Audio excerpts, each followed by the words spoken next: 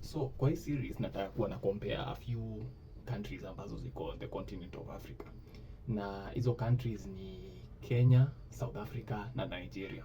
So the reason nimechoose hizi country tatu ni to some extent ni that for a very big part ni zinaongea their English speaking countries. So the reason why to some extent unataka kujua English speaking countries ni that for the most part unaweza communicate each other's cultures ama world view kwa people of different parts of the continent. So unaona, as much as naweza penda kuongea about Angola ama Senegal, those countries and hiyo ni an indictment on us to some extent, ni that those countries siezi conceptualize ama sina literature ya kusoma ya learn about their world view to a large extent. So the next point ambayo, like, the reason why nina choose these three countries ni that ukiangalia those three countries, in my opinion, they are the epicenters of each region ambazo ziko. So for example, ukiangalia Nigeria in the west ndio one of the biggest economies, na to some extent hiyo ndio ina govern ama ndio almost like quote and quote hegemon of that region of West Africa. South Africa ni the same thing, wao ndio almost like the hegemon of the south, na also ndio the biggest economy na ndio one of the most either advanced in that region. Then unakuja to Kenya pia ni one of the biggest economies. In fact, it's the biggest economy in East Africa, na to some extent ndio almost the cultural hub, the gateway to that region of Africa. So unaona all these these distinct reasons inafanya mtu akue like, okay, there's something about these three countries ambazo zina govern each part of their region. So the next thing ni kuangalia some things that are familiar. We not only share a colonial master ama tulikuwa colonized by the same country. To some extent, all these three countries ziko multi-ethnic ama multi-racial to some extent, for the case of South Africa, but also very multi-ethnic. So multi-ethnic inamaanisha the country as it was formed iko composed of very many tribes ama to some extent even religions. So it's a very good juxtaposition to compare all these three countries kuona how they are dealing with each issue in that part of their that region of the continent. So nitaanza na a few things. Nitaangalia, for example, nita spout maybe a few things about each country in general, then tutaenda into the breakdown. So unaona, Nigeria ni one of the biggest economies of the whole of Africa. In fact, iko na the second most billionaires, na hiyo second most ni right after South Africa. Iko na one of the highest populations in the continent, na in fact hii ni a very stunning inakuanga very stunning statistic that I learned, ni that there are more people in Nigeria than there are in the whole of West Africa. That's for me, you ilikuwa like a very crazy stat to learn. So moving on to South Africa pia hiyo ndio iko na the highest GDP in the whole of Africa. It's one of the most industrialized countries in the whole of Africa, na kwa hiyo nini, it's dynamic, ni one of the most multiracial countries in the whole of Africa. Then moving on to Kenya ndio the last of all this. I would like to say three big brothers. Kenya ndio the youngest. Unapata that Kenya pia ni one of the biggest economies in all of East Africa, na all these things bado zina replicate. Unaona, there's a bit of resemblance between those three na in my understanding na itanga mafiga. Kuna ile mafiga ambayo ina support each region. So mafiga, kwa wale wajui, ni the three stones ambazo zinatumika kupika nyungu ama zilikuwa zinatumika kupika nyungu historically. So ukiangalia, one of the things ambazo ni most interesting about these three regions and why I think to some extent Kenya itakuwa eventually one of the most successful cases for three cases. So nita go into a few things ambazo why I think Kenya will win out ama will become maybe the biggest ama itakuwa one of the biggest cultural centers ukicompare the whole of Africa, ama ukicompare in the rest of the 3 regions. So tutaanza na that Kenya ni very unique ukicompare the other 3 ama the other 2 hubs for the region. For one, ukiangalia Nigeria historically ni both of these poles zilikuwa very resource rich. So by resource rich inamaanisha it was very easy to create extractive industries from both of them. Kenya was also the same, but Kenya iko na a bit of difference. Hapa ndio unaona the difference iko. Unaona ukiangalia Kenya, ukiangalia Nigeria for one ilikuwa an oil exporter, and it has been an oil exporter for most of its independent life. That means since independence ama since and around independence imekuwa a major exporter of oil. So ukijaribu kuimagine most countries ambazo ni oil exporters, ukiangalia their level of earnings ama nini, if well managed, most of those countries size iko almost middle income to higher middle income countries. Zingine hata zimefika all the way hadi first world countries. In fact, countries kama like Qatar iko na one of the highest GDP per capita in the whole world. So ukiangalia like Nigeria has been a oil exporter all through, but hiyo oil exporting for the most part haija reflect as much, but that's another issue ambayo tutadili nayo on a later video. Second, ukienda to South Africa ni a country ambayo that wamekuwa a gold, platinum, like all the minerals you can think of ambazo ni za kumine, wamekuwa an exporter, and this is long, in fact maybe for the last 100 years. Ukisoma history yao ni almost 1910s ambazo walianza ku mine gold actively na wakaanza ku-export. So most of their wealth unaona imebuiltiwa almost from these industries, but obviously sa build around, spiral out into other industries. So their core ilikuwa these industries that include either minerals ama oil ambayo ni to some extent very extractive. So ukikuja to Kenya to some extent ilikuwa na one big difference. We do not have ambayo a mineral that is extremely valuable that is extractive. In fact, one of the things ambazo like unapatanga in our case, one of our biggest export na even up to this date, up to even hata saina to some extent imekuwa tea and coffee. So ukiangalia to some extent tea and coffee, although they are lucrative, they are not as lucrative as you will say like gold in South Africa ama oil in Nigeria. No, it is not just as lucrative.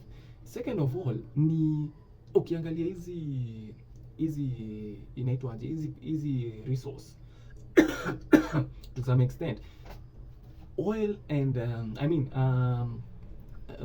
oil na venye mining ya gold inafanywa in South Africa, ukicompare inahitaji the barrier of entry for these industries ziko a bit high. Kuingia into gold mining ama kuingia into oil mining ama oil extraction is not as easy ama as you would think. So capital input ambayo unafaa kuput in ndio uweze ku-extract these minerals is quite high. Hii ni a very different case ukiangalia Kenya ni for the most part barrier of entry ya kuingia kuanza kupanda tea ama kuanza kupanda coffee was not as high. So especially venye tulianza ku transition to independence, a lot of farmers ambao walikuwa in certain areas waliweza ku pick up hiyo industry very quickly. Na ukiangalia saa hii most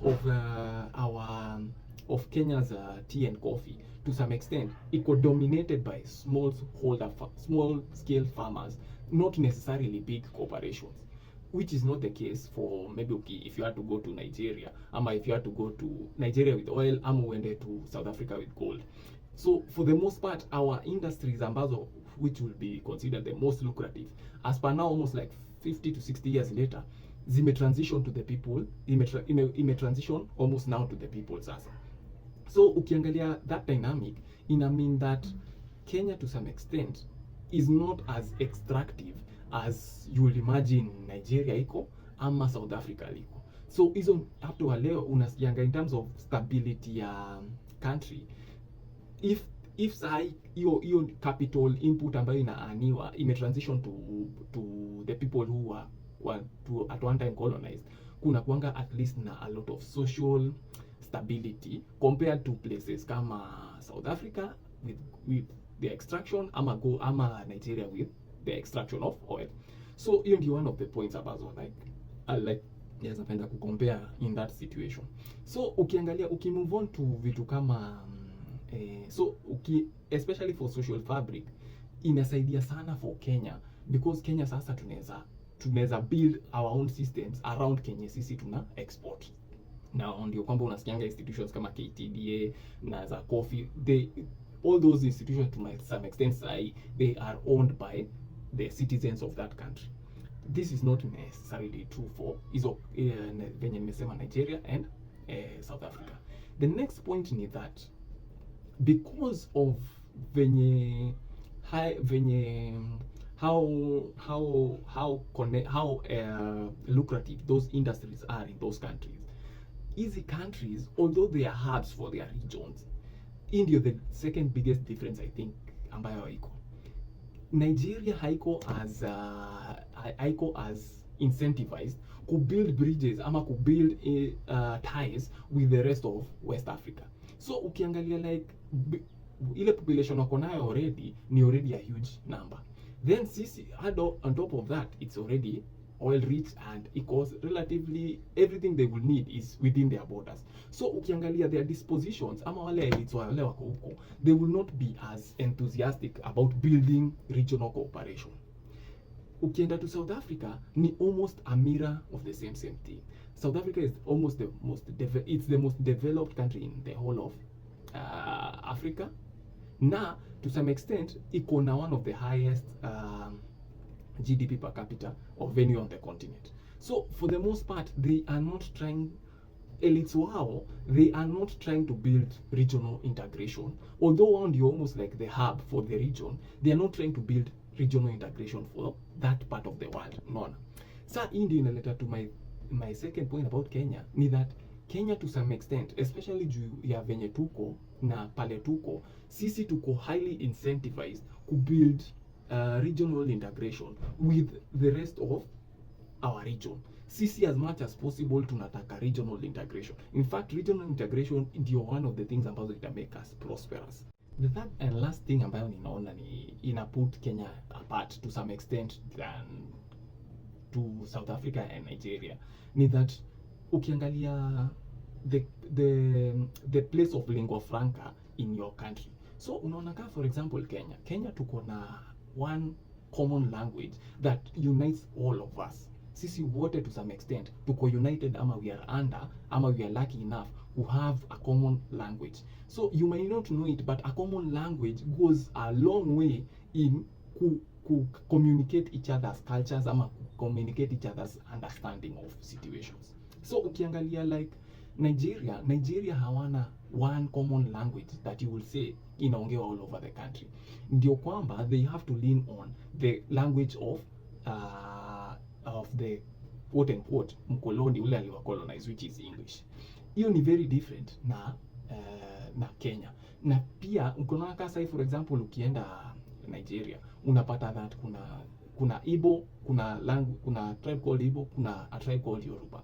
Hao watu hawawezi, the only way wanaweza come together na waelewane ni through English. Hakuna any other intermediary language ambayo inaweza wa connect. Na I cannot state how important it is to have a common language, especially na ambayo ikuwe local iweze kubuild up. I don't think English iko na the same, inaweza tumiwa as the same basis ya kuconnect two countries. South Africa is also the same. South Africa to some extent iko na I think almost 7 official languages. So all those 7 official languages ukiangalia generally speaking, I think English ndio inawa unite wa wote.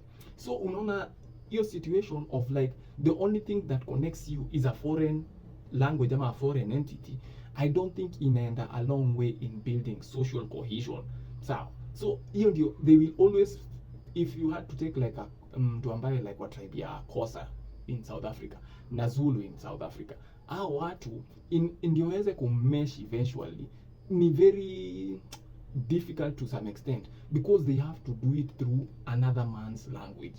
So hiyo ndio one of the biggest benefits ambazo tuko nayo sisi, especially as Kenyans, na to some extent Kenyans, that whoever you are unaweza tembea anywhere in the country na uweze kuongea na a language that can be understood by someone of a different tribe that is not necessarily a colonial language ama lugha ya ukoloni. So hiyo kitu ni one of the major aspects ambazo like that is important on building social cohesion, especially in a country. So ukiangalia all those three poles, hii ndio the two distinct differences naona ambayo like ina shape our worldview and how we are moving forward. The reason why I think Kenya ita win out, ukitake the long term view, although we are the smallest economies ama we are the most less advanced ukicompare all those two countries, I think sisi tuta build our institutions ambazo zitakuwa more stable na in the long run zitaweza ku mushroom into something else. So for us, I think we will win out on this case of ukicompare hizo three poles.